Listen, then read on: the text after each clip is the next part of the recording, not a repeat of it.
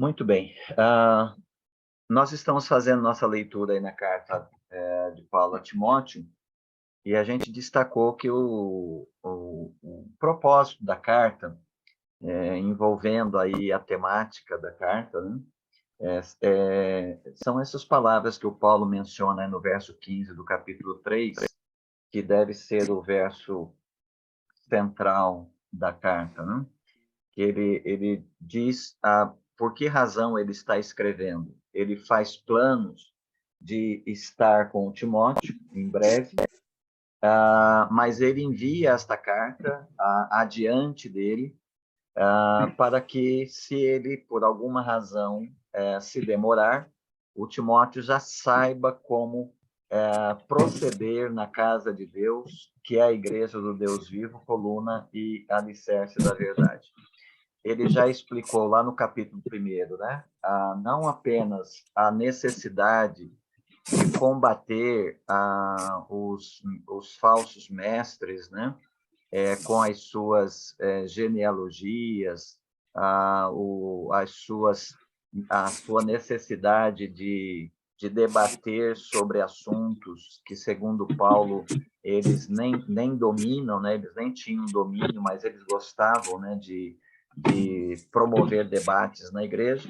O Paulo, então, explica para o Timóteo não apenas a necessidade de combater esses falsos mestres, mas também o modo, o método com que ele deve combater. E aí Paulo, mais uma vez, né, diz que o modo de combater isso é pregando o evangelho, ou ensinando o evangelho, né? No capítulo 2, a gente viu qual é o modo de proceder na casa de Deus no contexto do culto. Uma das principais atividades da igreja é o culto a Deus, né?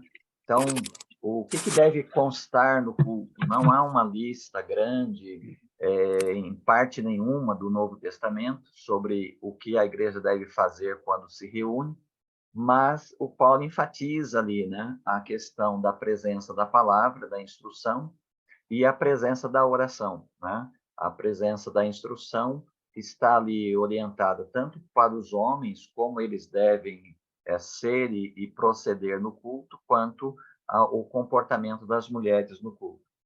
Depois, no capítulo 3, o modo de proceder na casa de Deus fala sobre a tarefa principal, né, do pastor, né, do trabalho pastoral na igreja. Eu disse na semana passada que o pastor deve trabalhar na igreja com um objetivo. É óbvio que esse objetivo nunca vai ser alcançado, mas não é porque nós nunca alcançaremos que nós não devemos tê-lo diante de nós. O objetivo do ministério pastoral é trabalhar de tal modo a incluir os santos no ministério, na obra do ministério, de tal maneira que eles mesmos produzam a edificação da igreja, o crescimento da igreja, até o ponto em que o pastor se torne desnecessário.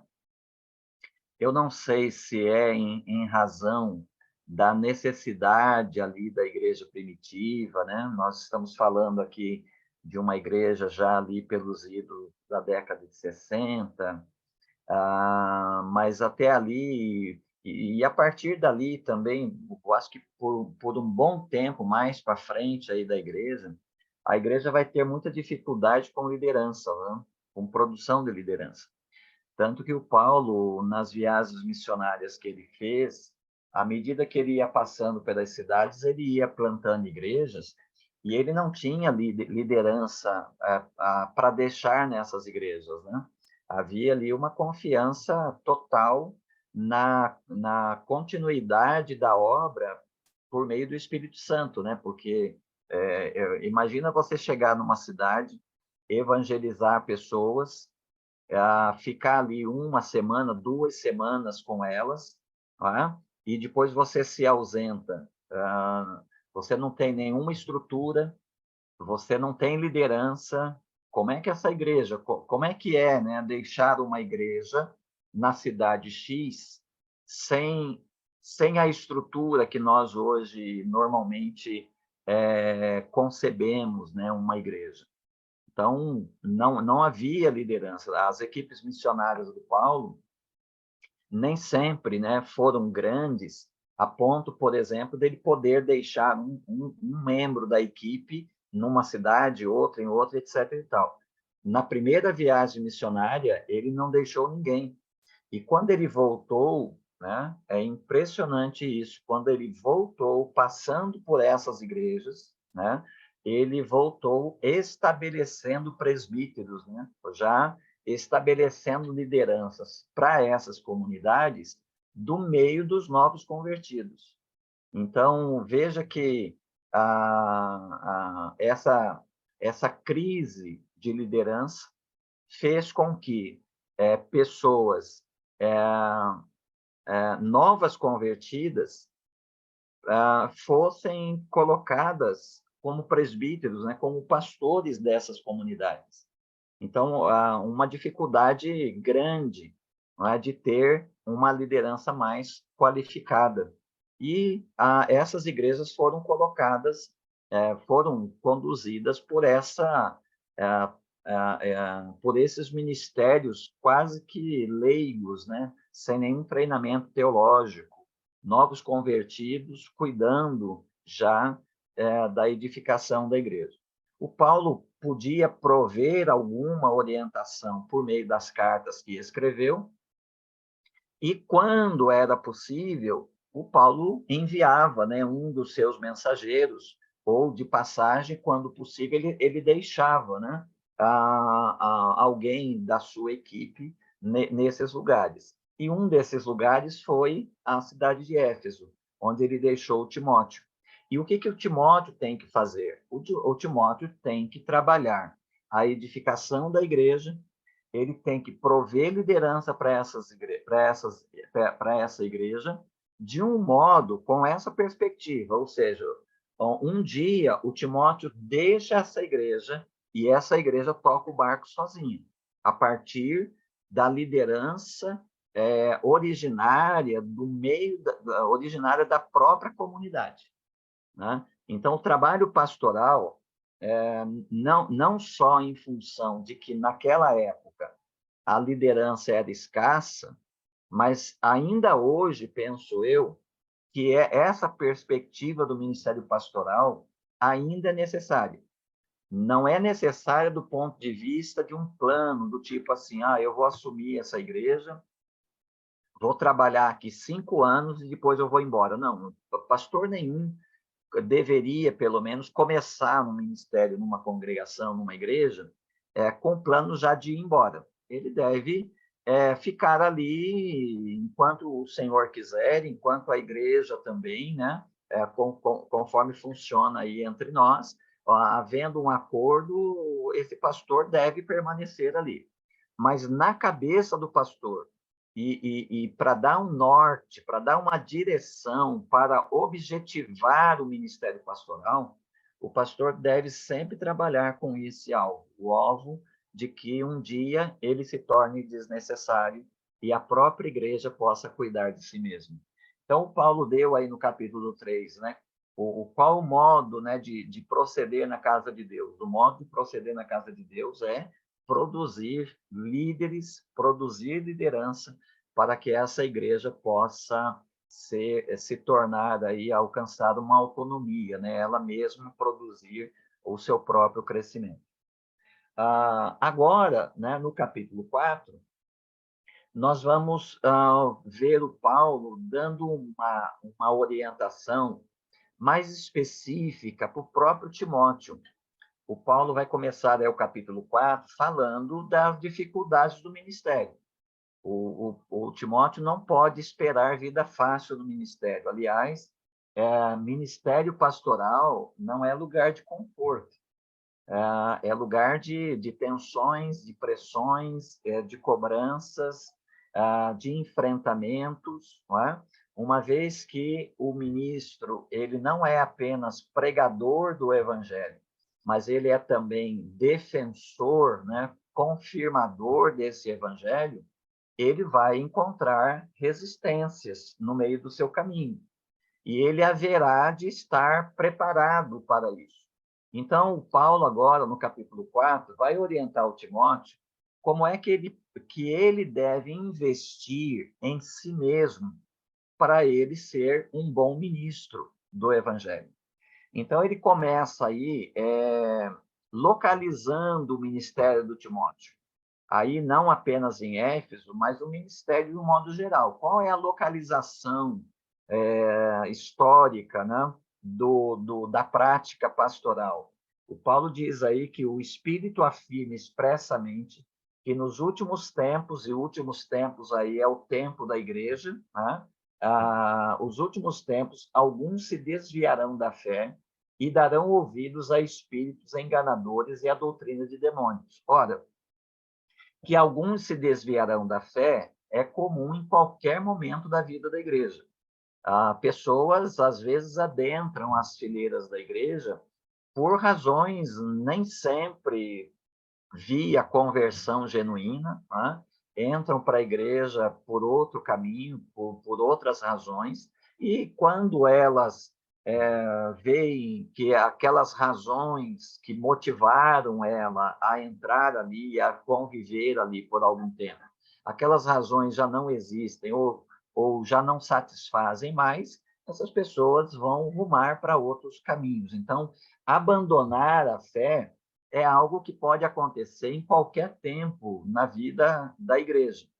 Mas o que o Paulo tem em mente aqui é a razão desses, né? Ele quer objetivar esses, ele quer qualificar esses que vão abandonar a fé.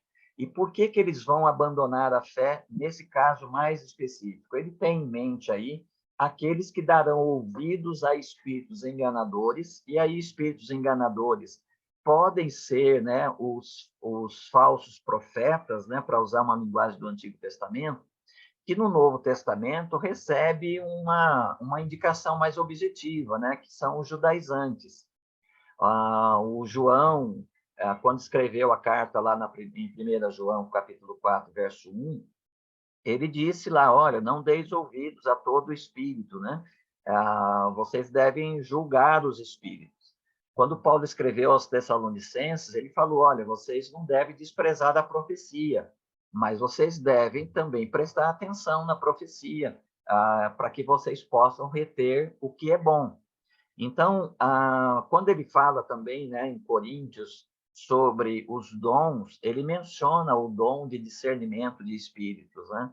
Então, há aí uma advertência para que se julgue não o profeta, mas que se julgue a mensagem desse profeta. Lá em 1 Coríntios 14, ele falou que na igreja de Corinto havia profetas e que, como havia profetas, eles não deveriam profetizar todos de uma vez. Então, num culto, por exemplo, se houvesse bastante profetas, um ou dois, quando muito, três, deveriam participar do culto, trazendo a profecia. Mas, mesmo assim, deveria ser um de cada vez. Então, se um profeta está falando, os outros estão sentados, é a orientação do Paulo. Se um profeta que está sentado recebe uma revelação, aquele que está falando deve encaminhar a conclusão da sua fala para ele sentar e o outro que estava sentado, que recebeu uma palavra de revelação, se coloque em pé e ele passe, então, a exortar a igreja. Enquanto aquele que está falando está profetizando, os outros, diz Paulo, devem julgar, né? Devem exercer aí o discernimento espiritual para saber se aquela profecia está de acordo com o evangelho, se é realmente o Espírito de Deus que está falando ou não outros espíritos. Aqui o Paulo fala de espíritos enganadores.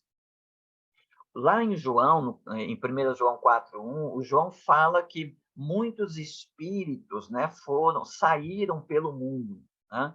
Então, esses espíritos, aqui, espíritos enganadores, lá em João, muitos espíritos, nós estamos falando aí em termos de pregação supostamente evangélica com misturas de outros elementos de outras religiões, né? Nós estamos vivendo aqui de modo embrionário ainda, né? Isso vai se tornar uma grande ameaça para a igreja lá entre o segundo e o terceiro século, mas aqui, de modo embrionário, nós já estamos aí com elementos do gnosticismo, né? Já há aí elementos gnósticos presentes, tentando invadir a igreja, né?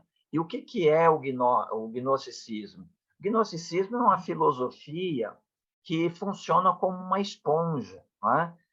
Então, é uma filosofia que vai trazendo elementos das variadas religiões, né? E ela vai aglutinando esses elementos. E, obviamente, os gnósticos estão vendo no cristianismo apenas mais uma religião cujos alguns elementos eles querem trazer para dentro do seu movimento.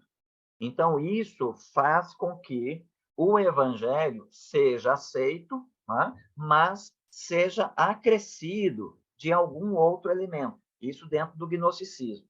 Mas nós temos também, nesse período, o movimento dos judaizantes. Os judaizantes são pessoas, judeus que se converteram à fé cristã, mas eles não admitem apenas Jesus Cristo como suficiente para a salvação. Segundo eles, uma pessoa deve crer em Jesus, mas ela também deve se tornar um prosélito do judaísmo, ou seja, elas devem ser circuncidadas e devem guardar aí alguns dos elementos ritualísticos da religião judaica. Então, esses espíritos enganadores, né, estão presentes aí, circundando a igreja. Esses mestres, eles visitam as igrejas. Nesta época, aquilo que hoje é mais raro, mas naquela época era muito constante, né? Os ministérios itinerantes, né? Eu acho que os mais antigos aqui entre nós devem se lembrar que na nossa época, pelo menos na minha época, lá no começo da minha conversão em 84, ainda se ouvia falar, né, dos missionários itinerantes, os pregadores itinerantes e tal. Então, naquela época, essas pessoas iam viajando aí de cidade em cidade, e os judaizantes, eles colavam aí, né, para usar a linguagem dos jovens de hoje em dia, eles colavam justamente nas igrejas plantadas por Paulo. E ali nessas igrejas, eles então misturavam o evangelho com as suas doutrinas judaizantes, ou no caso do movimento gnóstico, esses pregadores diziam sim para certos aspectos do evangelho, mas esse evangelho não era puro, ou seja, ele era misturado com elementos de outras religiões. Sim, Denilde. Objetivamente, pastor, esses gnósticos que misturavam todas essas coisas, esses elementos, essas culturas, essas filosofias e tudo mais ao evangelho, poderia ser comparado nos nossos dias com o ecumenismo? Sim, sim. O ecumenismo, ele, na sua essência, a proposta do ecumenismo seria unir o que há de bom em cada religião em prol de algo assistencial, né? Algo em torno de projetos sociais. Não significaria necessariamente uma mistura doutrinária, mas na essência a ideia é, ó, já que cada religião tem ou outro aspecto bom, a gente pode deixar as questões doutrinárias de lado, a gente se junta e pega o que é bom em cada religião e a gente une forças para projetos sociais. Então, assim, a ideia em si não é ruim. Nós, batistas, somos caracterizados pela cooperatividade, né, entre as igrejas batistas, mas também não estamos proibidos de cooperarmos com outras igrejas quando o fim assim o justifique. Mas o ecumenismo vai falar de toda a religião, né? Qualquer religião, então, se juntaria com o fim de unir forças em prol de um projeto social. É óbvio que aí, no meio do caminho, isso que começa orientado só para isso, vai ganhando outros contornos, né? Cada um que vem quer trazer, e no final, a ideia, né, acaba se tornando a criação de uma religião unificada, né? Como é, por exemplo, hoje, né? Se você pegar o catolicismo romano, hoje, o catolicismo romano se ofertou a essa prática, né? Se tornou um discurso político, não há nenhuma referência sequer a Jesus, não há nenhuma referência à Bíblia, não há nada, só há o discurso do Papa, e dependendo do Papa que ocupe ali o papado, o discurso caminha, às vezes, numa orientação mais política do que religiosa, né? E o evangelho mesmo, se você caçar evangelho hoje nos discursos do Papa ou na orientação que a Igreja Católica tem, você não vai achar nada de evangelho lá. Então, é uma captação, né? A própria Igreja Católica se vê como o guarda-chuva, né? Então, ela é o guarda-chuva debaixo do qual os salvos estão, então ela é salvadora, né? E os protestantes, por exemplo, são pessoas que estiveram debaixo do seu guarda-chuva, mas que saíram mas o caminho está aberto caso eles queiram voltar, né? Então esse é o conceito da Igreja Católica. É óbvio que não vai, é um caminho sem volta. A Igreja Católica sabe disso e muito menos agora que a gente vê que a orientação, né, não é mais política do que evangélica, e ainda mais agora esse caminho é impossível. Um retorno a isso seria impossível. Ou seja, não é recomendável para os cristãos. E os gnósticos, acho que se assemelham, sim, então. Sim, a diferença é que os gnósticos eles eram assim um movimento filosófico, né? Mas era um movimento filosófico agregador. Então eles queriam algo assim, trazer certos elementos das várias religiões para dentro da sua filosofia.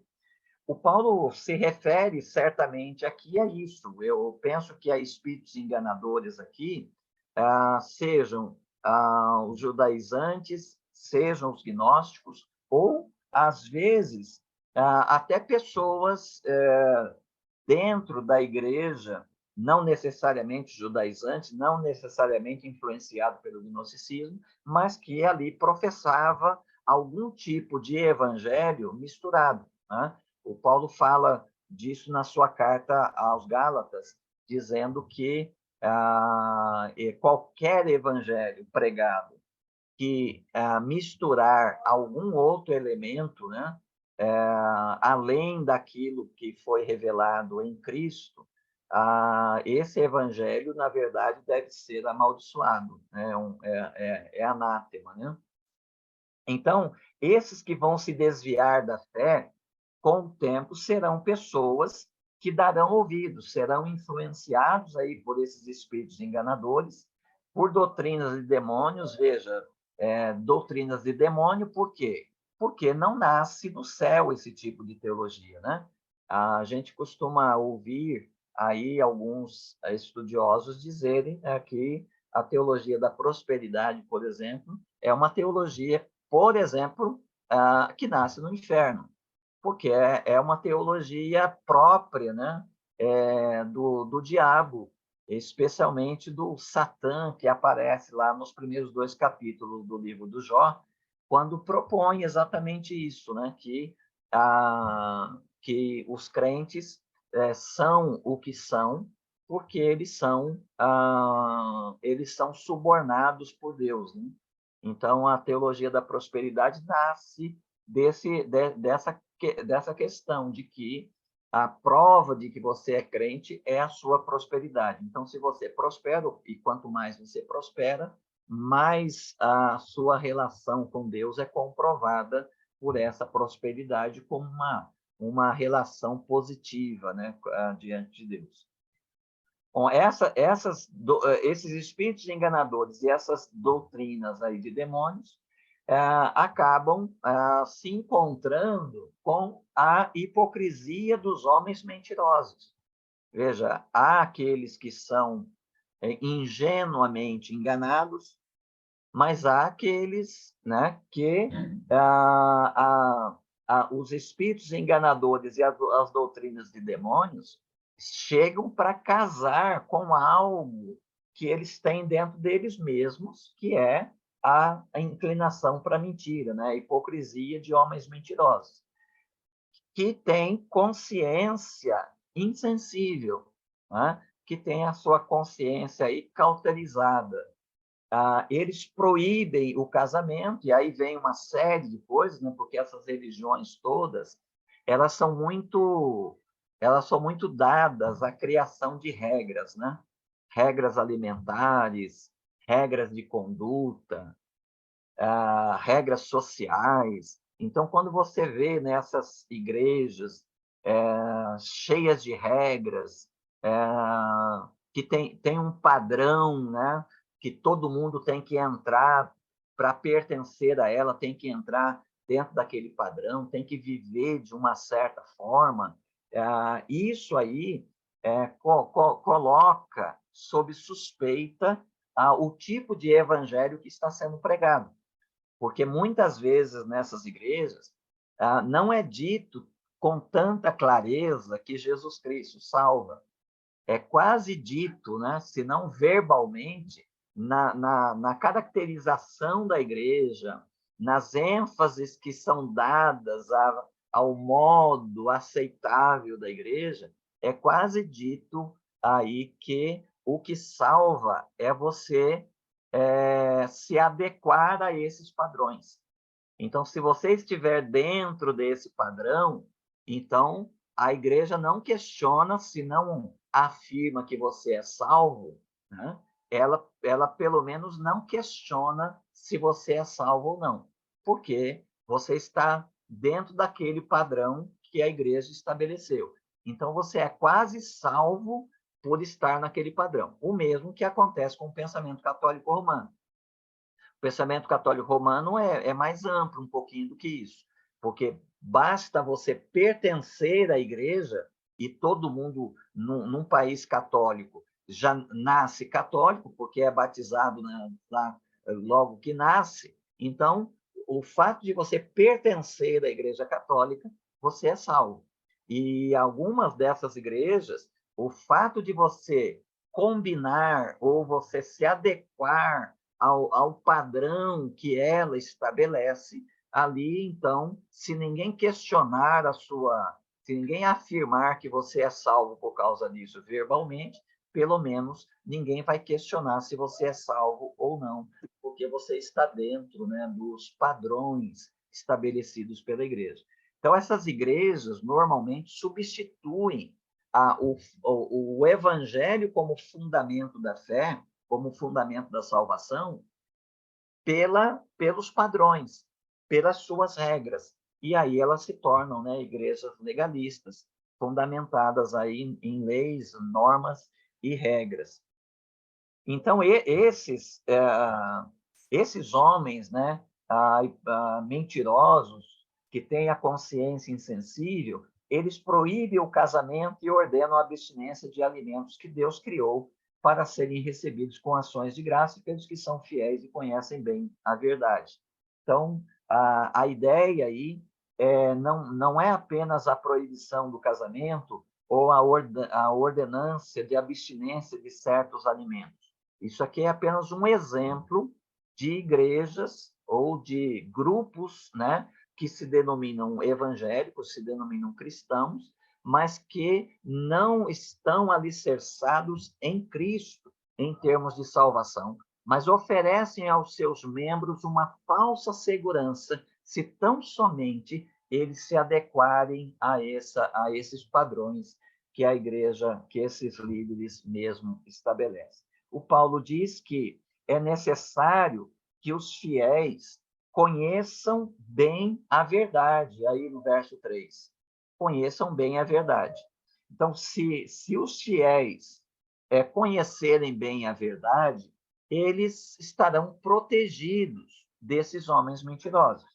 Jesus mesmo disse, né? Conhecereis a verdade e a verdade vos libertará. E ele mesmo se definiu como sendo a verdade, né? Então, a verdade não é uma proposição teológica ou doutrinária, mas é a própria pessoa de Jesus, ou seja, é o Evangelho. Os fiéis precisam conhecer bem o Evangelho. Quanto mais os fiéis conhecerem bem o Evangelho, maior será o discernimento deles para discernir os espíritos enganadores e as doutrinas de demônios. Né? Mas aqueles que ficam na superfície do Evangelho, aqueles que entendem que Evangelho é para ser pregado por não crente, e que os crentes, uma vez que já o são, não precisam mais de Evangelho, a gente criou até aquela diferença, né, que nós recebemos dos batistas do sul dos Estados Unidos, aquele padrão de termos um culto doutrinário, um culto doutrinário e um culto evangelístico. Então, como lá nos Estados Unidos, né, de manhã é um culto doutrinário, à noite um culto evangelístico. Nós recebemos esse padrão aqui também e criamos essa dicotomia. E aí, o que está por trás disso? Evangelho é para os não crentes. Quanto aos crentes, os crentes precisam de doutrinas. Mas que doutrina é esta, senão o ensino do Evangelho? Não é? No que os crentes precisam ser doutrinados, senão no Evangelho? O problema é que, quando se fala de doutrina para os crentes, a gente faz uma separação de certas doutrinas da sua relação com o Evangelho. Toda doutrina ensinada precisa ser necessariamente oriunda do Evangelho. Ela precisa ser vinda do Evangelho. Ela tem que ter a sua base no Evangelho. Como eu já demonstrei aqui quando nós falamos na carta de Paulo aos Efésios, naquela diferença que o Paulo faz na primeira parte das suas cartas, mais teórico, né? Mais teologia, mas com alguma aplicação. A segunda parte é mais aplicação, mas também com algum conteúdo teológico. E isso é necessário, por quê? Porque se nós conversarmos, quisermos ensinar os crentes a viver corretamente como cristãos no mundo, e esquecermos de ensinar para eles as bases sobre as quais eles constroem essa vida, que é o Evangelho, a gente começa a ensinar esses crentes a confiar na base das orientações próprias das suas vidas, sem que isso seja uma resposta ao Evangelho. E nós criamos, então, uma igreja farisaica e uma igreja legalista. Então, é necessário que os crentes, não só os não crentes, mas é necessário que os crentes conheçam bem o Evangelho. Se eles não tiverem bem fundamentados no Evangelho, eles crerão em qualquer coisa. Bastará apenas que o pregador lhes seja simpático e eles acreditarão que esse pregador, então, está pregando a eles a palavra de Deus. Visto que todas as coisas criadas por Deus são boas, nada deve ser rejeitado se for recebido com ações de graças, pois são santificadas pela palavra de Deus e pela oração. O Paulo, então, no verso 6, diz para ele, ensinando essas coisas aos irmãos, serás bom ministro de Cristo Jesus. Essas coisas quais? Não é? Essas coisas, o Paulo está se referindo aí àquilo que eu acabei de frisar agora no verso 3. Os crentes, os fiéis, precisam conhecer bem a verdade. Então, o que o Paulo quer que o Timóteo faça em Éfeso é que ele ensine os fundamentos do evangelho para aquela igreja. Somente em posse, firmados nos fundamentos do evangelho, os crentes poderão estarem firmes, né? E capacitados para discernir entre uma mensagem supostamente evangélica e uma mensagem autenticamente evangélica. Ensinando essas coisas aos irmãos, serás bom ministro de Cristo Jesus, nutrido pelas palavras da fé e da boa doutrina que tens seguido. A palavra da fé e boa doutrina, que é o evangelho, não é? Mas rejeita as fábulas profanas e insensatas. Ou seja, o Timóteo não deve ficar perdendo tempo com aquelas pessoas lá do capítulo 1, que o Paulo diz que estão ocupadas com genealogias, fábulas e genealogias intermináveis. É ficar tentando dar respostas e satisfazer a curiosidade intelectual dessas pessoas não é o evangelho. E não dará nem ao Timóteo, nem a essas pessoas aquilo que todos eles precisam. Todos eles precisam ser fundamentados no evangelho, o que Paulo explicou lá no contexto do capítulo 1. O Timóteo, para estar preparado para isso, né, o pastor, o ministro, para estar preparado para isso, ele precisa exercitar-se na piedade. Piedade aí é vida pia, né? É o oposto de ímpio. O ímpio é um antagônico a Deus. O pio é uma pessoa favorável, inclinada para Deus. Enquanto o ímpio quer distância de Deus, o pio ele quer proximidade de Deus. Então, exercitar-se na piedade significa utilizar-se de todos os meios da graça, os meios dados por Deus, para promover esse movimento na direção de Deus. E o Paulo vai falar aí disso. A princípio, ele vai comparar o exercício na piedade com o exercício físico. Ele diz que o exercício físico é proveitoso para pouca coisa. Pouca coisa o quê? Porque ele é proveitoso somente para a questão do corpo terreno.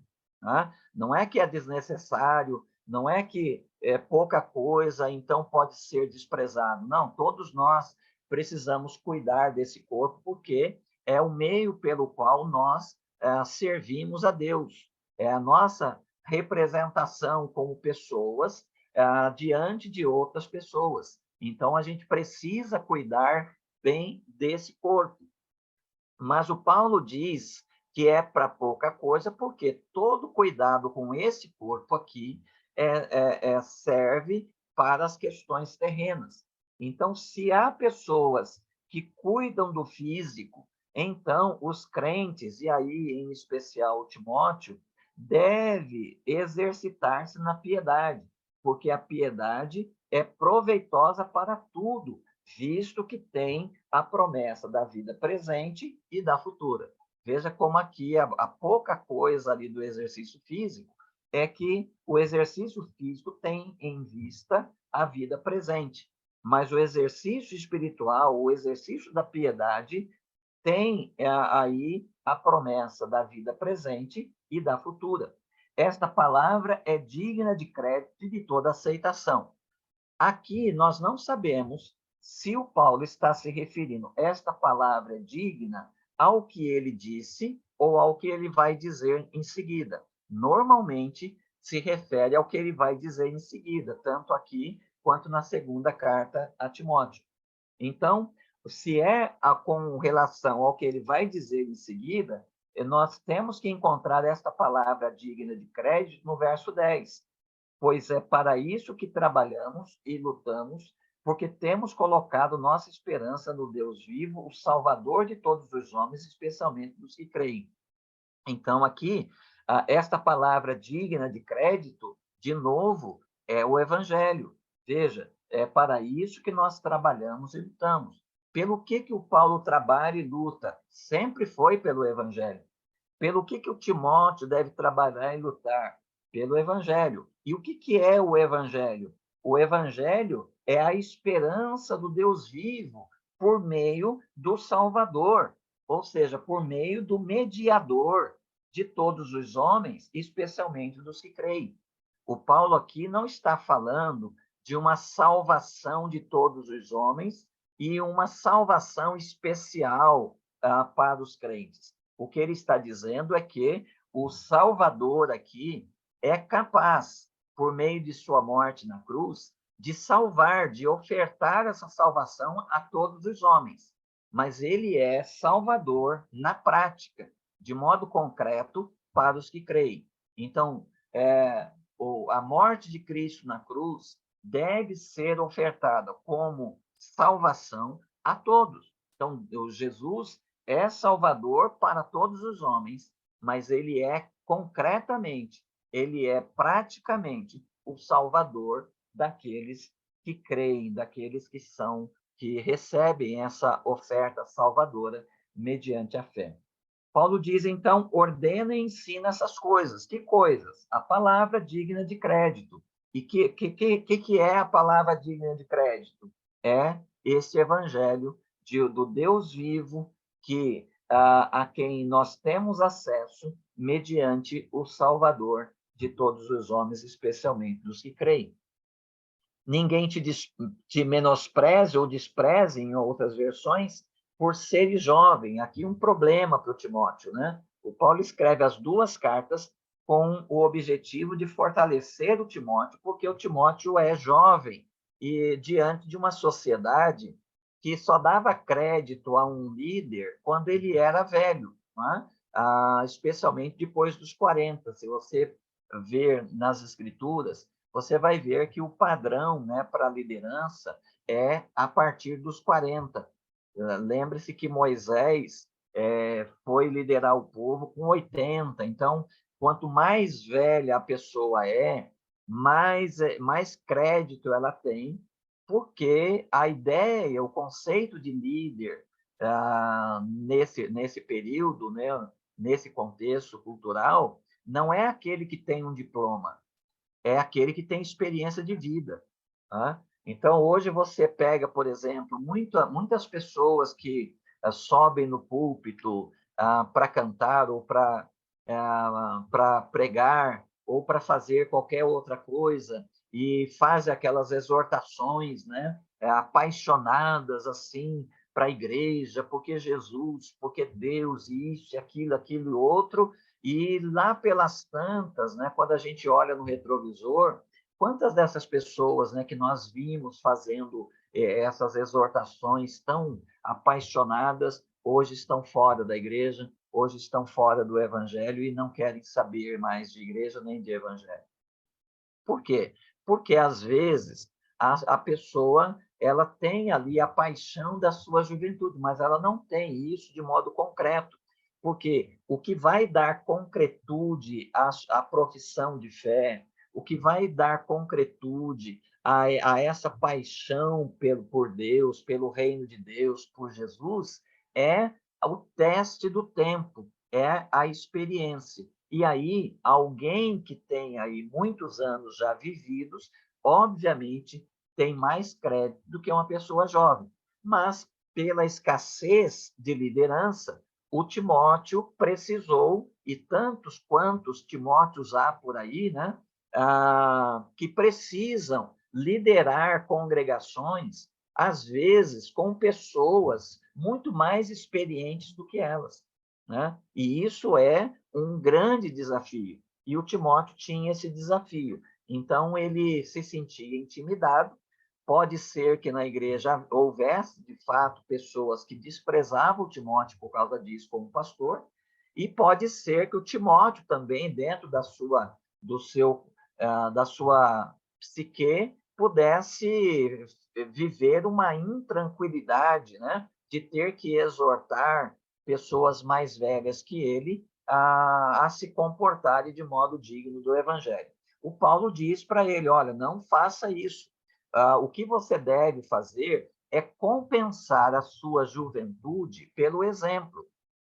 Então, não é questão de você ser velho, é questão de você demonstrar a sua maturidade pelo exemplo. Então, isso é um conselho bom, porque você vai encontrar pessoas, às vezes, e isso no nosso contexto, pessoas, às vezes, que são bem mais velhas, mas são imaturas, e outras tão mais novas e são mais maduras, são mais experimentadas na questão da fé. Então, Paulo está dizendo que o que importa não é a idade, o que importa é que você possa ser um exemplo para os fiéis. E aí, ser um exemplo para os fiéis na palavra, no comportamento, no amor, na fé e na pureza. Então, essas coisas deveriam caracterizar a vida do Timóteo, porque quando o mais velho olhasse para ele e se avizinhasse do desprezo por ele em função da idade, iria refrear-se, porque veria num jovem, numa pessoa bem mais nova que ela, alguém exemplar aí, especialmente na palavra, no comportamento, no amor, na fé e na pureza. Enquanto aguardas a minha chegada, Paulo já tinha falado em 3,14 que planejava ir visitar o Timóteo. Enquanto aguardas a minha chegada, aplica-te à leitura. Aqui, o Paulo está falando de leitura pública das Escrituras. O que o pastor deve fazer? O pastor deve ler a Bíblia com o povo.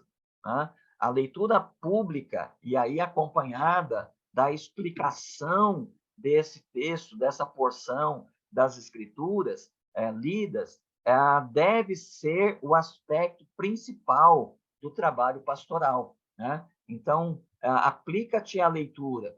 A minha versão traduz só por leitura, mas eu acho que leitura aqui somente pode nos fazer lembrar que as Escrituras devem ser lidas tanto publicamente quanto pessoal e individualmente. Então, eu acho que a minha versão, aqui a comissão de tradutores da minha versão, acertam em colocar apenas leitura aqui.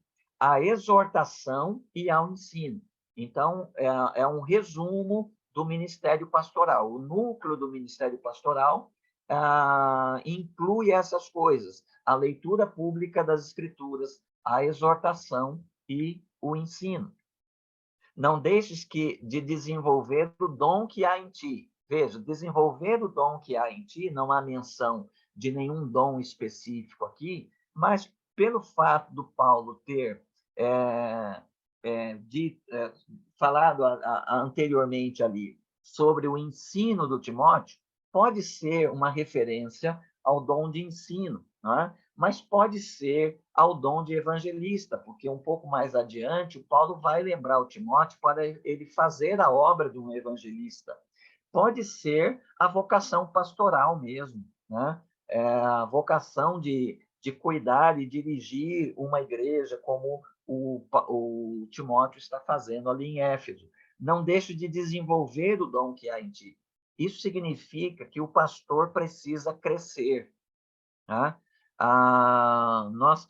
Eu já tive professores que eles tinham uma apostila da disciplina que eles davam, e quando, por exemplo, eu estava estudando aquela apostila, dava para perceber, por exemplo, que aquela apostila não recebia atualização já há muitos anos. Então, o que significa isso? Significa que aquele professor começou a ensinar aquela disciplina, com o passar dos anos, ele colocou tudo que ele ensina naquela disciplina numa apostila, e agora o conteúdo que ele ensina em todas as suas aulas é o conteúdo daquela disciplina. E os anos passam e ele não atualiza aquela apostila. Isso significa que ele parou de crescer. Conta-se, né, que havia um pastor que ele tinha um caderno onde ele tinha ali pregações de sermões para 2 anos de ministério. E conta-se que esse pastor, toda vez que ele assumia uma igreja, ele assumia já com esse propósito. Ele iria pregar aqueles sermões durante 2 anos, e no final de 2 anos ele deixaria aquela igreja e rumaria para uma outra. Então, veja, quando você tem sermões que você escreveu e que você replica esses sermões para frente do seu trabalho, para frente da sua vida, isso significa um suicídio intelectual do pastor. O pastor precisa demonstrar no púlpito e no seu ensino que ele está progredindo, que ele está atualizando-se, que ele está crescendo. É uma tragédia quando há pessoas no auditório do pastor que demonstram conhecer mais Bíblia do que ele. Não que isso não possa acontecer, mas o pastor precisa ser o homem da palavra. Ele precisa ser o exemplo, como Paulo disse a Timóteo, na palavra. Ele precisa demonstrar, a partir do seu ensino, que ele está progredindo, que ele está crescendo, que vai ser a recomendação que o Paulo vai fazer aqui para o Timóteo um pouquinho mais adiante. Ele precisa desenvolver o dom que há em ti. E para isso, no verso 15, ele precisa ocupar-se dessas coisas. O pastor, como eu já fiz referência anteriormente, ele pode fazer uma porção de coisas. Ele pode ser um bom visitador, ele pode ser um bom administrador, ele pode ser uma porção de coisas que ele queira, ou que ele tenha inclinação, ou que melhor o favoreça. Mas ele não pode deixar de ocupar-se no exercício da piedade, porque ele precisa ser exemplo para os fiéis na palavra, no comportamento, no amor, na fé e na pureza. Ele precisa desenvolver o dom que Deus deu a ele. Ele precisa se ocupar dessas coisas. Veja como Paulo diz: dedica-te inteiramente a elas, para que todos possam ver o teu progresso. Que bênção para a igreja, quando ela vê que, com o passar dos anos, o seu pastor não prega a mesma coisa, não faz repetições dos mesmos conteúdos, mas ele está sempre trazendo, não novidades, mas ele está sempre pregando a velha mensagem, sempre com uma roupagem nova, sempre com um conteúdo novo, algo a mais do que aquilo que o seu auditório já tem recebido dele ao longo dos anos. E ver o teu progresso é uma bênção quando a igreja pode ver o seu pastor progredindo, porque se o seu pastor progride, ela também progride. Tem cuidado de ti mesmo e do teu ensino. Persevera nessas coisas. Dessa forma, salvarás tanto a ti mesmo quanto os que te ouvem. Veja, à medida que o pastor cresce, os que te ouvem também vão crescer. Isso é imprescindível na ocupação daqueles que estão no ministério pastoral. No capítulo 5, Paulo vai dar conselhos para o Timóteo acerca de algo que é uma dificuldade de Timóteo. Ele mesmo falou: ninguém te menospreze por ser jovem, não é? Então, existe esse problema. Então, existe o problema da autoridade que o Timóteo haverá de ter quando ele tiver, por exemplo, que corrigir pessoas mais velhas e mais experientes do que ele. Então, o Paulo vai colocar isso dentro de uma moldura mais ampla e vai incluir aí como é que o Timóteo deve proceder na casa de Deus quando ele tiver que exortar, corrigir os irmãos na igreja. Então, ele diz assim: com relação ao idoso, ele não deve ser duro na repreensão. Né? Como ele deve se portar? Ele deve exortar o idoso como um pai. E os jovens da igreja? Como é que o pastor deve lidar com os jovens na igreja? Aos jovens como a irmãos. E com as mulheres idosas, como as mães. E com as mulheres mais jovens, como as irmãs, com toda a pureza, acrescenta aí o Paulo. Esta relação, né, do Timóteo com os membros da igreja, com os gêneros, com as faixas etárias, tudo isso precisa ser qualificado, né, para que essas relações não se desvirtuem e também não ofereçam ali algum descrédito para o ministério do Timóteo, né? Especialmente levando em conta que ele é um jovem pastor. Cuida das viúvas, e aqui cuidar, aí a palavra grega é honrar, é a mesma palavra que ele vai usar no verso 17, quando ele diz: os presbíteros que governam bem devem ser dignos de honra. E honra aqui é salário, né? A honra aqui é honorários. Então, cuidar aqui tem a ver com algum cuidado no sentido de provisão mesmo, né? Para as viúvas de fato necessitadas.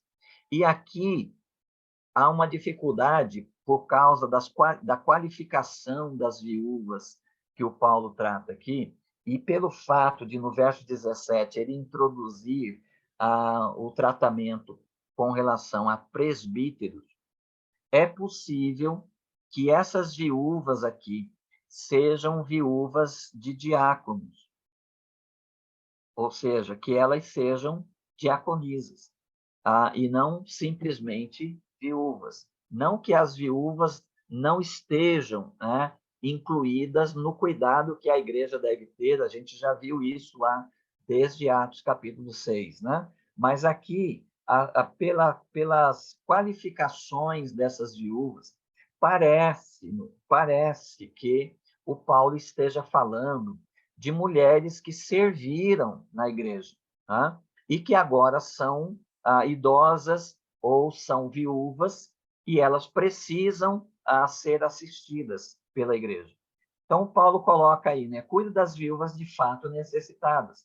Mas se alguma viúva tiver filhos, e aí, o que é uma viúva de fato necessitada? É uma viúva que não tem filhos, ou seja, tinha um marido, depois do marido tem os filhos, mas se ela não tem um marido e ela não tem os filhos, então ela depende da igreja, ela precisa ser cuidada pela igreja.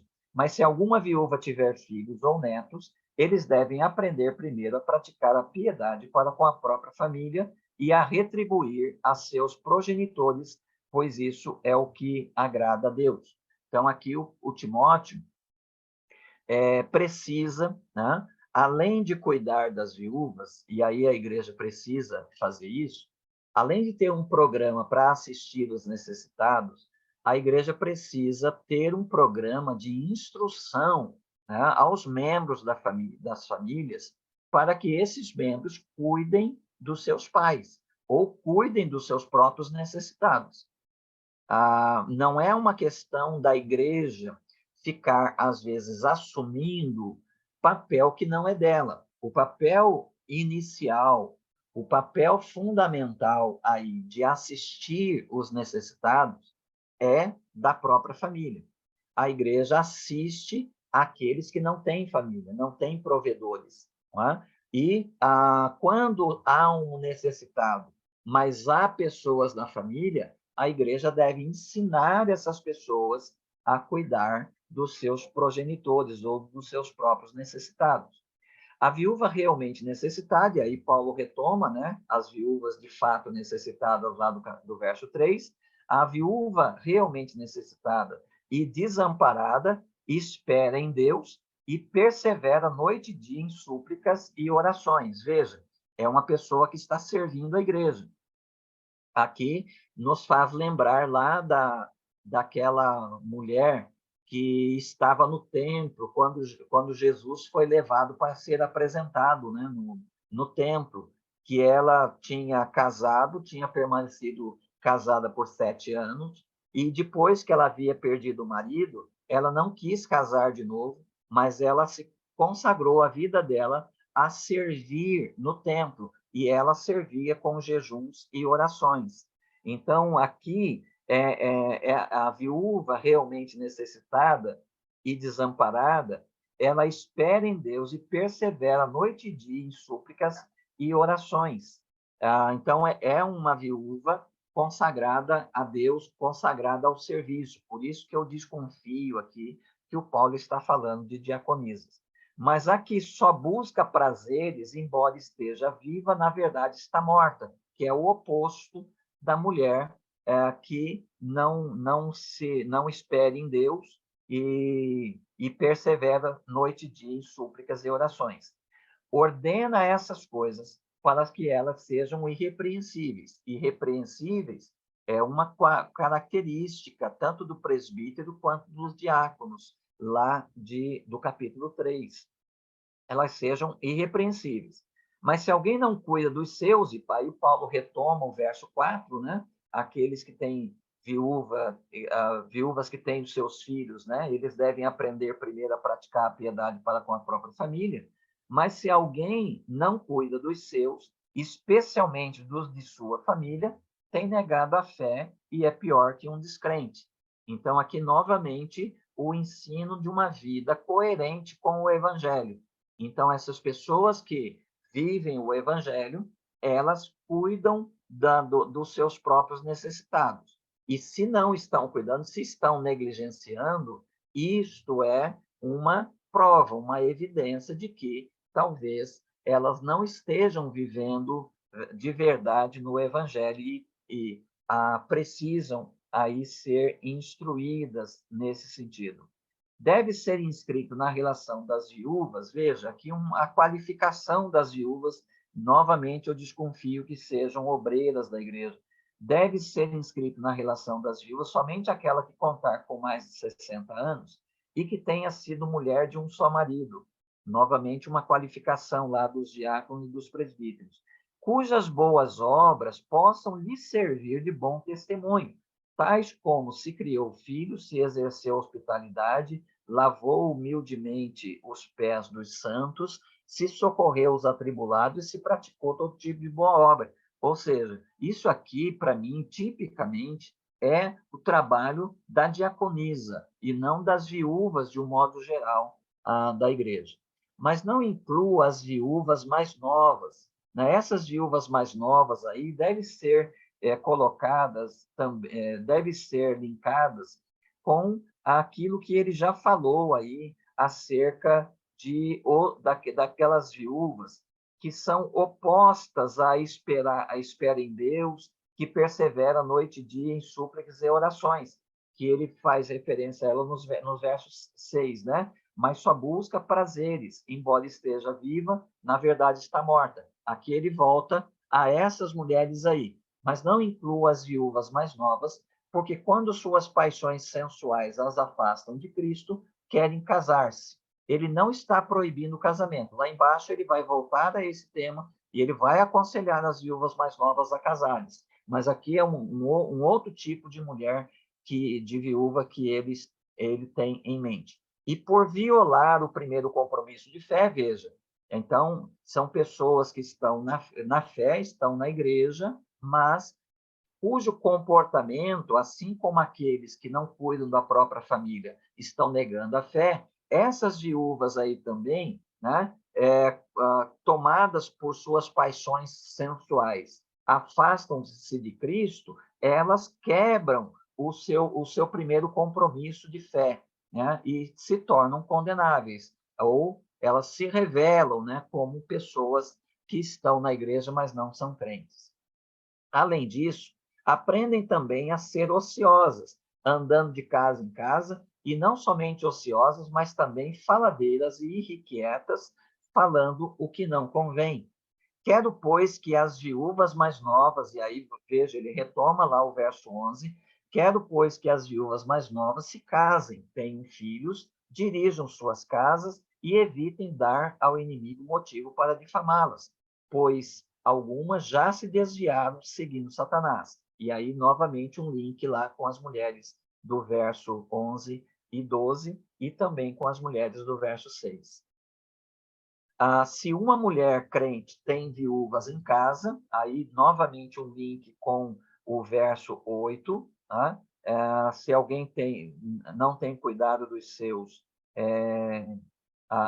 perdão, o verso 5, né, a viúva realmente necessitada, perdão, o verso 4, né? Se alguma viúva tiver filhos ou netos, então, mais uma vez, é um link com esses versos. Se uma mulher crente tem viúvas em casa, ajude-as. Não se sobrecarregue a igreja para que esta possa ajudar as viúvas de fato necessitadas. E as viúvas de fato necessitadas são aquelas que ele mencionou aqui, né? A partir do verso 3, depois retomando aí no verso 5. Novamente digo que penso que essas viúvas que o Paulo tem em mente é que sejam obreiras da igreja, que perderam seus maridos e que não têm aí filhos para cuidar delas, né? Porque no verso 17 o Paulo entra para falar dos presbíteros. Então, os presbíteros que governam bem devem ser dignos de honra em dobro. Aqui, honra honorários, né? Honorários em dobro, principalmente os que trabalham na pregação e no ensino. Aqui eu já havia feito referência a esse verso em outros momentos, que na igreja há aí tipos de presbíteros, né? Nós temos os presbíteros que estão relacionados ao governo da igreja, então, os que governam bem. Nós temos presbíteros que não estão relacionados ao ensino, eles estão trabalhando em setores, em áreas da igreja que não são área de ensino, e você tem os presbíteros que são encarregados do ensino da igreja, a pregação e o ensino. Então, aqui nós podemos ver nesse verso 17 três tipos de presbíteros: presbíteros relacionados ao governo da igreja, presbíteros relacionados a ministérios que eles não têm a função, não têm a responsabilidade do ensino principal da igreja, e os presbíteros que devem ser dedicados à pregação e ao ensino. Veja que o trabalho desses homens deve ser recompensado pela igreja mais do que os outros presbíteros, né? Por mais que seja trabalhoso, né, a área do governo da igreja para esses presbíteros, por mais que os outros presbíteros estejam em áreas também bastante exigentes, o Paulo está distinguindo aqui que ocupar-se da pregação e do ensino exige tempo integral e exige que a igreja recompense adequadamente esses obreiros dedicados a esta função. Porque a Escritura diz, e aqui ele vai resgatar um princípio do Antigo Testamento para dizer para a igreja que há um princípio natural, né? Não é algo novo, mas há um princípio na natureza que indica que aqueles que trabalham bem devem ser bem recompensados, né? Não amargues a boca do boi quando ele estiver debulhando, e o trabalhador é digno do seu salário. O Paulo já havia feito referência a esse verso lá no capítulo 9 de 1 Coríntios, quando ele fala que ele optou por não receber sustento da igreja dos Coríntios por razões que ele apresenta lá, né? Mas que isso não é um padrão, que o obreiro é digno do seu salário e que a igreja deve recompensar bem os seus obreiros. Não aceites, aqui novamente com relação aos presbíteros, né? Não aceite acusação contra um presbítero. Então, muita cautela, né, ao falar dos líderes da igreja. Então, pelo fato, né, da liderança pastoral ser uma liderança tão visível, né, ter uma visibilidade tão grande, pelo fato de o trabalho do pastor ser relacionado à totalidade da igreja, não com uma parte da igreja, mas com a totalidade dela, é óbvio que este homem está sujeito a um nível de críticas muito maior do que os demais líderes da igreja. Ele tem muito mais olhos colocado sobre ele, avaliando a vida dele, avaliando a pregação dele, avaliando o ministério dele, avaliando o trabalho dele, do que os outros homens ou as outras lideranças da igreja. Então, é recomendado que, nesse caso, haja uma certa cautela, porque muitas pessoas, às vezes, de modo equivocado, ou às vezes, por não ver no pastor aquele ideal que ela imagina, ou às vezes, né, pelo pastor ser ao mesmo tempo a mãe que acaricia os filhos, a mãe que dá a vida pelos filhos, mas também ser o pai. Estou me recordando de Tessalonicenses, lá quando a gente viu, mas também ser o pai, né, que exorta, que consola, mas que também define o que nós devemos viver de modo digno do chamado de Deus, né? E isso, obviamente, desperta mais críticos, desperta pessoas que podem ter ali algum comentário, alguma crítica, alguma acusação contra esses obreiros. Qual é a cautela? A cautela é a seguinte: não aceites acusação contra um presbítero, senão nesta condição, havendo duas ou três testemunhas, né? Então, uma pessoa, né, só falando e falando de modo distanciado dos fatos, essa pessoa precisa, na verdade, ser corrigida. Mas, obviamente, se houver um fato, houver testemunhas, houver duas, três pessoas fazendo a mesma denúncia, é óbvio que esse presbítero precisa ser tratado pela igreja. E aí o Paulo vai recomendar no verso 20, dizendo o seguinte: quando houver, nesse caso, né, quanto aos que vivem no pecado, ou seja, quando houver acusação contra um presbítero acompanhado de duas ou três testemunhas, fica evidente, então, que esse presbítero está vivendo no pecado. Então, como é que se deve tratar com esse presbítero? Repreende-o na presença de todos, né, para que os outros tenham temor. Então, veja que existem certos privilégios, e o Paulo falou de um deles, né, que é a recompensa financeira, o honorário em dobro. Aí existe algum privilégio, né, nessa questão do pastor? Existe. Mas esse privilégio também é acompanhado de uma responsabilidade muito maior. E caso esse presbítero seja comprovado que ele está em pecado, que ele está no pecado, a expressão do Paulo aqui, ele deve ser repreendido publicamente. Não apenas para a correção dele, mas para a correção dos demais, que porventura também estejam no pecado, mas a igreja ainda não sabe. Então, é essa recomendação que o Paulo faz aí para o tratamento dos presbíteros na igreja. Eu te exorto diante de Deus, de Cristo Jesus e dos anjos eleitos, que guardes essas coisas sem preconceito e que não faças nada com parcialidade. Aqui, juízo justo, né? Nada de parcialidade. Não tem amiguinho, né? Não tem rostinho bonito, não tem aquele com quem eu me simpatizo mais, não tem aquele que é privilegiado porque a gente cresceu junto, não tem esse negócio. As questões na igreja, aquilo que vale para um deve valer para todos.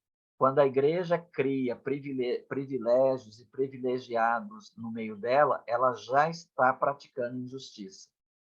Todos os membros são iguais, todos os membros têm os seus deveres e têm os seus privilégios, e a conduta dos seus membros, quando precisa ser corrigida, precisa ser de igual tamanho para qualquer dos seus membros, e aí, obviamente, a liderança não alcança, né, privilégios aí por ser liderança, pelo contrário, se são líderes, serão mais cobrados do que aqueles que não ocupam função de liderança. Não imponhas as mãos precipitadamente sobre alguém, nem participe dos pecados dos outros, conserva-te puro. Então, é essa associação aí, né? Tornar-se participante do pecado dos outros é encobrir, né? Crescemos juntos, deixa para lá, tem um modo de tratar diferenciado. Eu estou sendo conivente, eu estou participando do pecado dos outros. Não impor as mãos precipitadamente sobre alguém pode significar, claro, numa leitura assim direta, não consagrar ninguém ao ministério, né, de modo precipitado. Mas o impor as mãos aqui também pode ter o sentido de não tomar decisões, né, não confirmar coisas de modo precipitado, né? Ser mais cauteloso, ser mais, às vezes, é necessário aguardar um pouco mais, às vezes é necessário investigar um pouco mais, antes de dar um veredito, antes de apresentar publicamente a vida de uma pessoa para ser corrigida. Por causa do teu estômago, aí é uma recomendação à saúde física do Timóteo, por causa do teu estômago e das tuas doenças frequentes, não bebas apenas água, mas também um pouco de vinho. E o Paulo, eu não sei por que ele colocou esse verso 23 aqui no meio, né? Porque ele estava falando anteriormente do pecado do presbítero, da forma de corrigir o presbítero, dele não ser precipitado, né? Seja na imposição de mãos consagrando alguém ao presbitério, ou seja, ouvindo ali as 2 ou 3 testemunhas contra um presbítero e já tirando conclusões ali de modo precipitado, ou seja, encobrindo por causa daquele presbítero ser mais privilegiado que outros, etc. e tal. E depois ele dá essa recomendação à saúde física do Timóteo, mas ele retoma essa questão no verso 23, 24, porque aqui no verso 24, o Paulo vai dar ao Timóteo uma recomendação que é muito saudável, especialmente para os nossos dias. Ele vai dizer o seguinte: os pecados de alguns homens aparecem antes mesmo de serem julgados. Então, tem presbíteros, né, que serão acusados, tem os presbíteros que terão ali 2 ou 3 testemunhas que vão confirmar que eles realmente estão na prática daquele pecado específico. Tem, mas o Timóteo não deve, né, pensar que só aqueles pecados que são denunciados, aqueles pecadores que são denunciados, que estão em pecado. E isso deve nos levar a tratar os pecados, os pecadores conhecidos, né, na igreja, com compaixão e misericórdia. Por quê? Porque quando você trata um pecador cujo pecado veio a público, isso não significa que os outros que estão em silêncio não estejam no mesmo pecado, né? Nesse sentido, há um certo privilégio para alguns pecadores. Os pecados deles não vêm a público, né? Então, o Paulo está dizendo assim, toma cuidado, né? O cuidado com a igreja deve ser um cuidado mais amplo. A gente não deve pensar, por exemplo, que aquele membro cujo pecado veio a público e agora ele está sendo disciplinado pela igreja e até excluído, né, da comunhão da igreja, a igreja não pode ser ingênua e achar que ele é o único pecador da igreja. Ele não pode ser o bode expiatório, né, da igreja. A igreja tem lá os seus pecados. Alguns pecados vêm à tona, outros pecados ficam escondidos. Então, nós devemos sempre lidar com os pecadores que são publicados, né? A gente sempre tem que lidar com misericórdia, porque o fato de esse pecador estar sendo disciplinado não significa que aqueles que estão votando na disciplina dele estejam inocentes, né? Não é por isso que a gente não deve votar, né?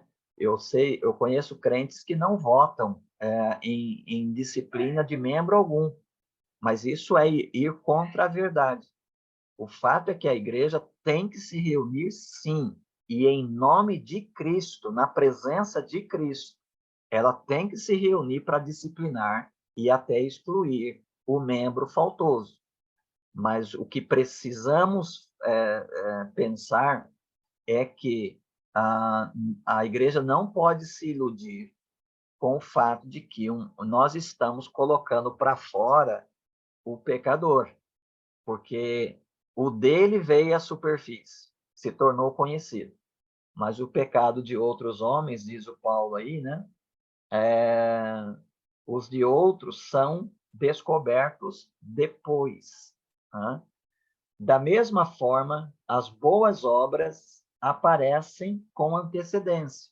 Veja, as coisas boas que a gente faz também são publicáveis, também são notórias, né? E as obras más não podem permanecer ocultas. Cedo ou tarde, esses pecados também virão à superfície. O que a igreja não pode é ingenuamente pensar que ela está eliminando o problema da igreja na pessoa daquele irmão que ela está aplicando a disciplina. Muito bem. Aí no capítulo 6, o Paulo já está se encaminhando para o final da sua palavra ao Timóteo, mas ele tem algumas recomendações ainda a fazer, né? E ele começa aí o capítulo 6. Quando a gente fala, irmãos, ele começa o capítulo 6, vocês não devem imaginar que o Paulo está escrevendo o capítulo 6, tá? Não existe capítulo 6 na carta do Paulo. Vocês sabem disso, né? Vocês sabem que os textos originais, quando eles foram escritos, eles eram escritos em letras maiúsculas e tudo emendado. Então, não havia sequer intervalo entre as palavras, quanto mais parágrafos, quanto mais capítulo 1, capítulo 2. Não existe isso na carta, no documento original. Por volta do século IX, nós começamos a copiar, né, os copistas começaram a copiar os manuscritos em letras minúsculas. E, nesta ocasião, com as letras minúsculas, também criou-se o espaço entre as palavras. Não é? E aí até a questão da pontuação. Muita pontuação que você tem na sua Bíblia, ela foi deduzida pela leitura. Porque imagina uma leitura com todas as letras emendadas uma na outra, em que você não sabe onde termina uma palavra e onde começa a outra, né? Não tem ponto, não tem espaço para isso. Mas quando começou-se a ser copiado em letras minúsculas, aí já criou-se o intervalo entre as palavras, já ficou mais fácil a leitura. Lá no século XIII, o bispo Langton, ele dividiu a Bíblia em capítulos. Veja, século XIII depois de Cristo, bem próximo da gente. No século XIII, a Bíblia foi dividida em capítulos. Na ocasião, eram 1189 capítulos.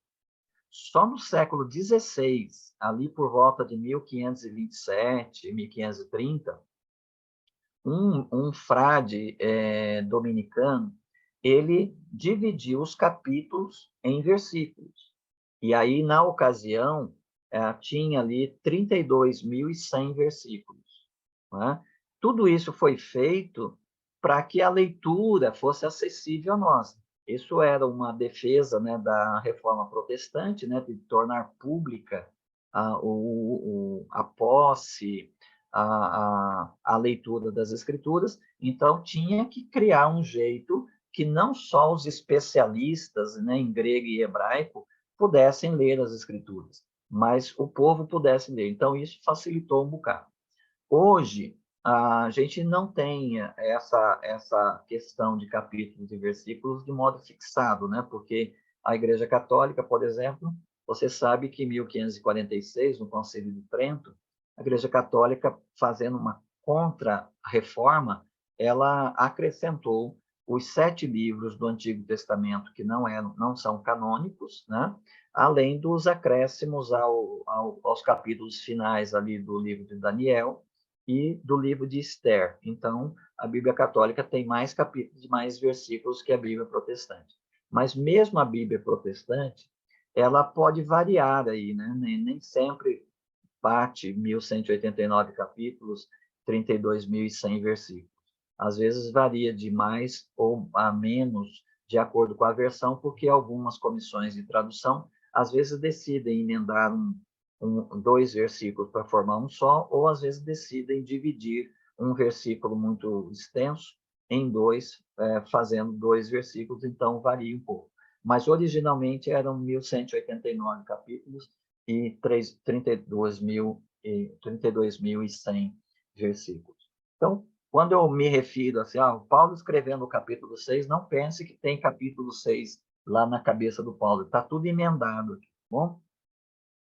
Todos os servos todos os servos que são escravos devem considerar seus senhores dignos de toda honra, para que o nome de Deus e a doutrina não sejam blasfemados. Aqui o modo como os crentes lá na igreja do Timóteo deveriam ser ensinados em relação aos seus senhores. A escravidão ainda é algo muito forte, muito presente nesse tempo, e muitos dos crentes que se convertiam eram oriundos da escravidão.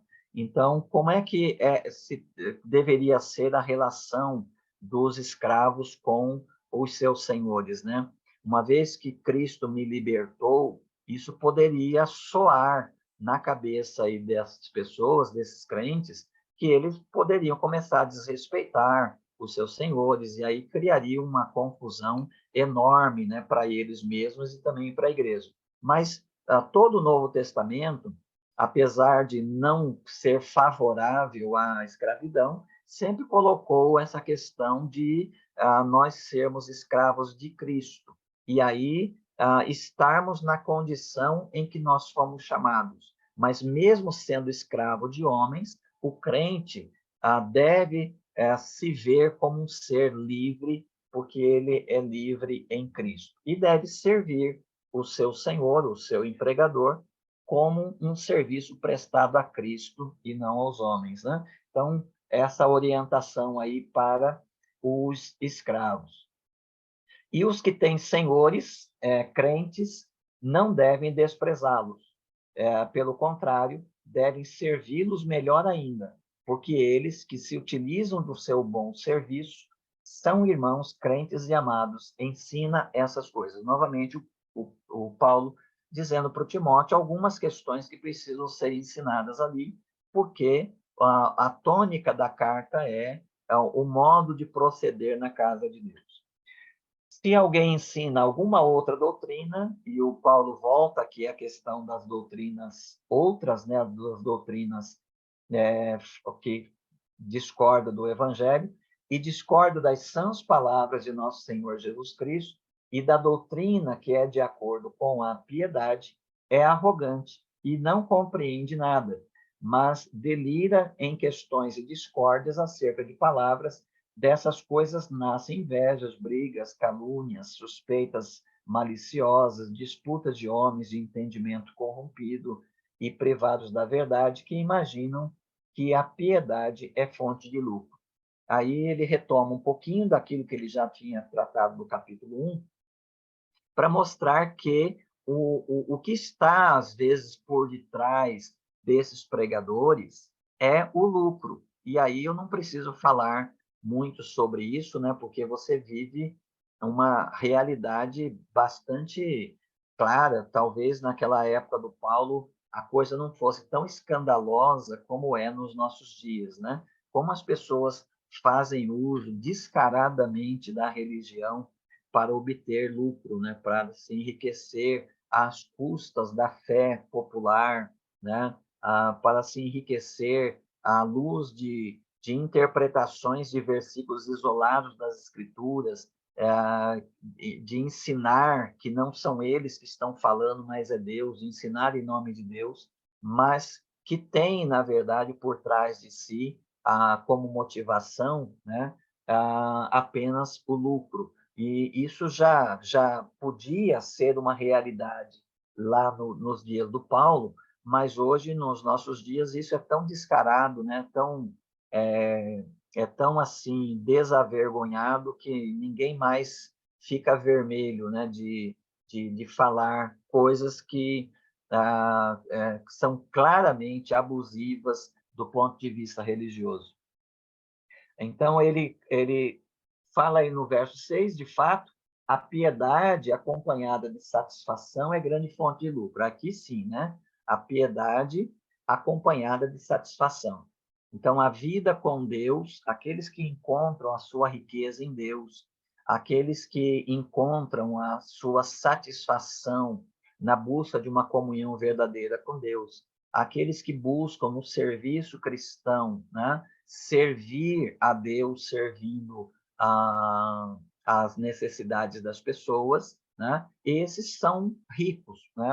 O Paulo diz que esta é a riqueza que deve ser o lucro que deve ser procurado na religião.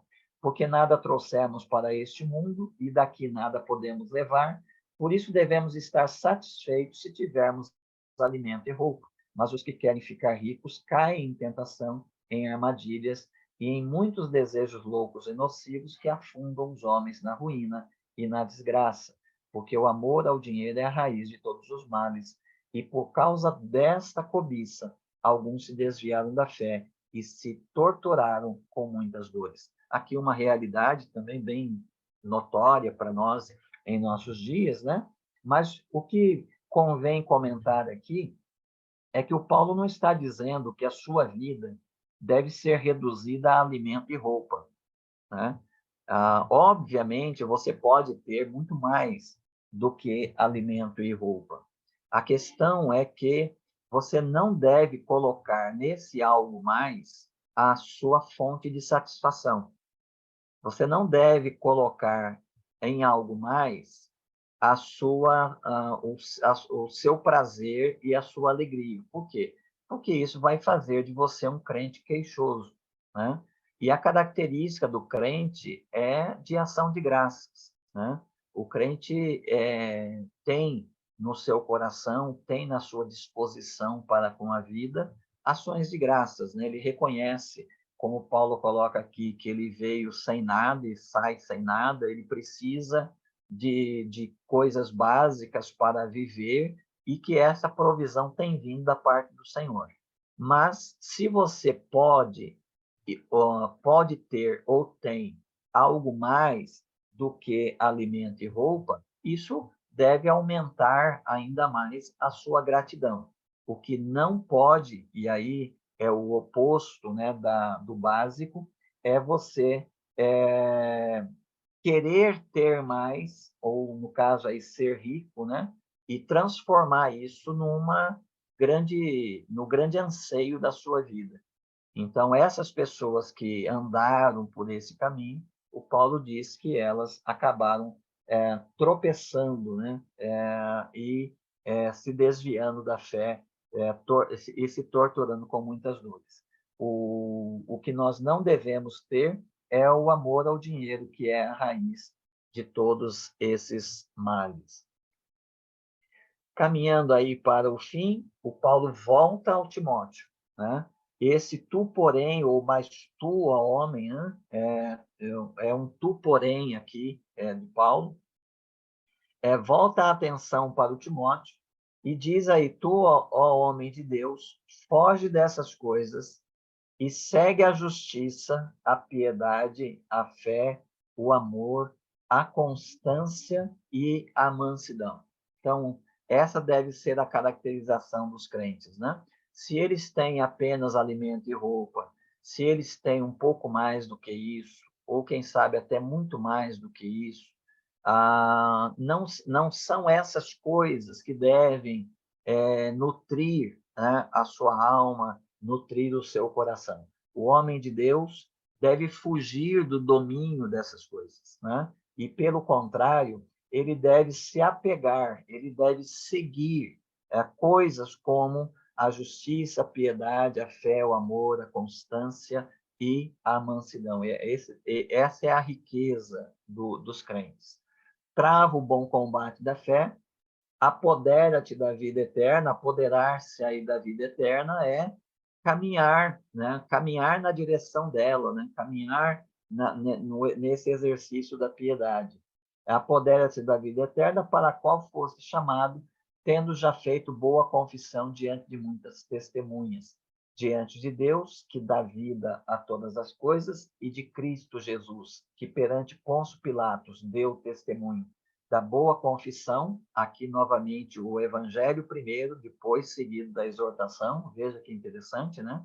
Tudo aquilo que a gente vai dizer em termos de conduta ética, moral, de regras, de valores, de princípios que os crentes têm que viver, a gente precisa recordar que a fonte disso, o poder para eles fazerem isso, está disponível no evangelho, né? Então, Paulo relembra aqui o evangelho, e aí, então, vem a exortação.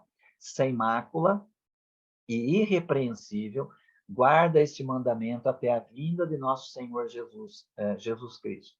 Ela, no tempo próprio, manifestará a vinda de Jesus Cristo, né? No tempo próprio, manifestará o bem-aventurado e único soberano, Rei dos reis e Senhor dos senhores, o que possui ele mesmo a imortalidade e habita em luz inacessível, a quem nenhum dos homens viu, nem pode ver.